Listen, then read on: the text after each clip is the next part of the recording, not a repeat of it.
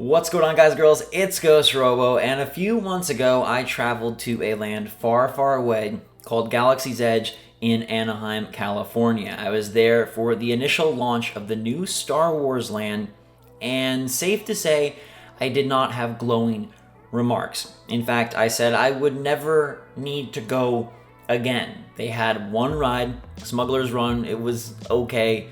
It was overcrowded, felt like it wasn't laid out all that well. It felt dead and not so lifelike, and I was super confused why they chose to go with a make-believe planet instead of just placing you in the movie like we've seen from Harry Potter World at Universal and the coming Super Nintendo World. I thought they made a lot of missteps, and overall it was very disappointing. Now, I live in Orlando, Florida, so I have been to the Galaxy's Edge here in Orlando. It is 99% the exact same thing.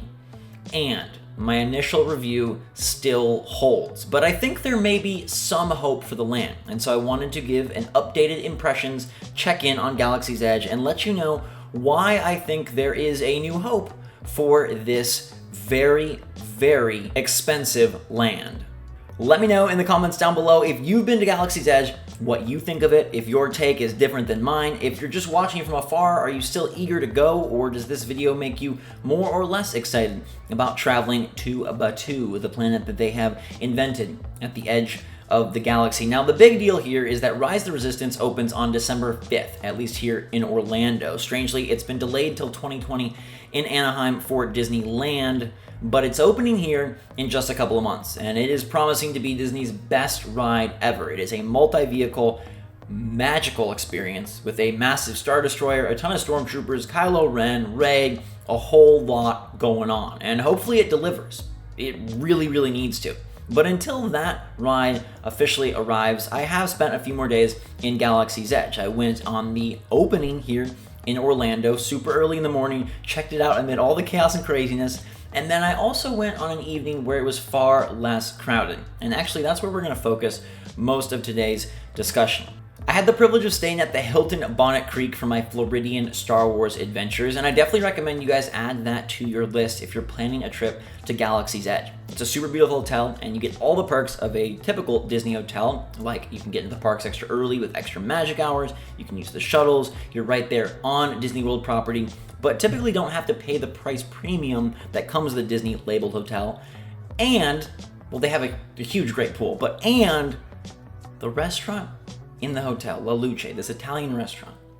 It may be my favorite restaurant of all time, and that is a lofty award for me to give out because I'm super picky, I eat super healthy.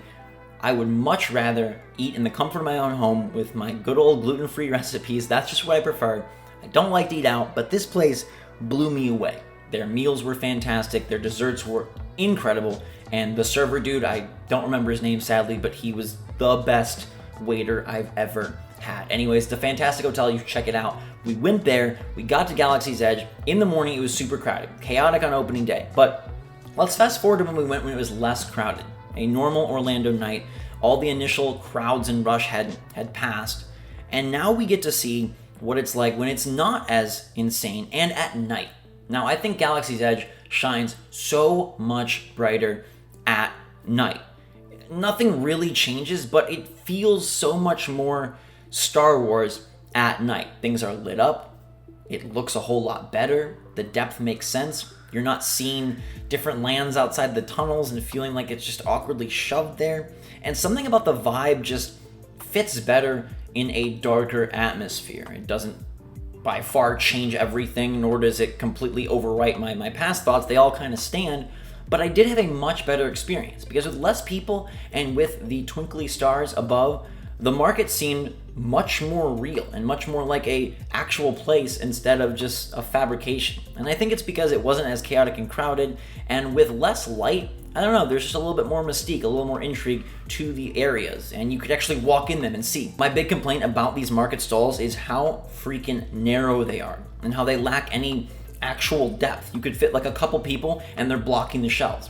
But by golly, when you can see what's on the shelves, the shops are a lot better. Unfortunately, majority of the time you spend at Galaxy's Edge will probably be very crowded. But I will say that it's been less crowded than I think anyone expected. I don't think it is doing as well as Disney would have hoped. And so I think Rise of the Resistance has a heck of a lot riding on it in order to be the ride that can catapult Galaxy's Edge into at least the same stratosphere as what they hoped it would be. I also spent time finally at Oga's Cantina, which was really fun. Now, I don't drink any alcohol, so I didn't partake in any of that, but they have plenty of offerings there. What I liked was the non-alcoholic drinks and Oga's Obsession, which was this fruity, pop rock-filled dessert that sounded gross if you just looked at the ingredients. Cotton candy and pop rocks and cello, kind of a weird combo, but in actuality, it felt like a very Star Wars, otherworldly type dessert, and I really liked it. Plus, they have an animatronic in the cantina, a DJ doing work, super, super cool, and the vibe felt very Star Wars because it was a whole space, it was an enclosed space, you stepped in, and there was cool stuff to eat, cool stuff to look at, cool stuff to experience.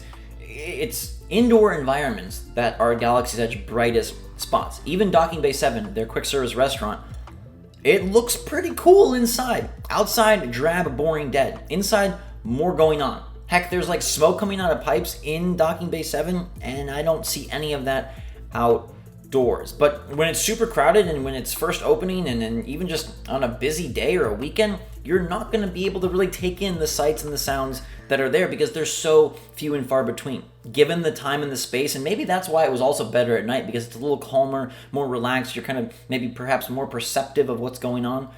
It did feel a lot more alive and a lot better. I love that freaking tip-yip salad at Docking Bay 7. It's a strangely healthy option for Disney. It's got really good chicken and then lettuce cal blend and some different seeds and nuts. It's one of my favorite things that Disney has to offer food-wise across the park. So that's a perk and a plus for me. The blue milk maintains its fantastic flavor, but I'm beginning to hate the price point. It's $8 for a little cup. And I think the overall MO of Galaxy's Edge is they charge a ton for what feels like an incomplete experience. And I mean, it is factually incomplete without Rise of the Resistance. But even outside of that, as I mentioned in my first video, there's just so much like, why don't these droids move? Why isn't there something over here? Why can't we go inside of Kylo's ship? He just comes out on random times and does a little show, but it's not even really a full-blown show like you get in a different land at Disney. It just feels so half-baked.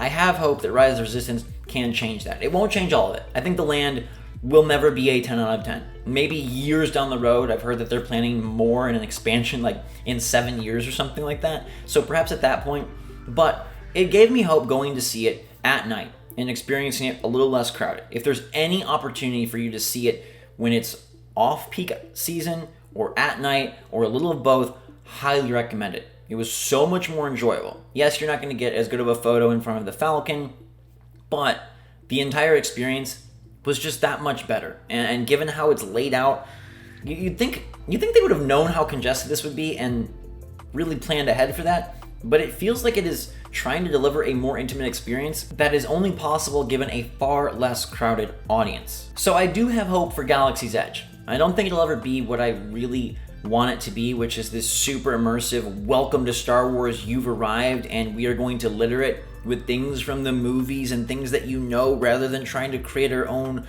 weird approximation of Star Wars and feel like you're in facsimile land. But I like the indoor spaces. Getting a chance to enter Oga's Cantina, which is usually booked by reservation, was really cool. That Obsession dessert is really yummy, and the DJ animatronic, pretty cool. There's another shop that was too overcrowded to enter previously. Now I got to go in, and there's another animatronic there, an alien, and he's sifting through and looking at relics, and that was fantastic to witness, even if I didn't buy anything because it was all so expensive. And without the lightsabers and the droids and spending hundreds of dollars, you need those indoor spaces, and you really need that second ride to justify your price of admission. Disney World gets more and more expensive by the day, and if you're including airfare, hotels, food, etc., it is an incredibly expensive trip to Batuu. So I still don't think it's worth it. I think you should absolutely wait until Rise of the Resistance opens and then go if you are committed to going.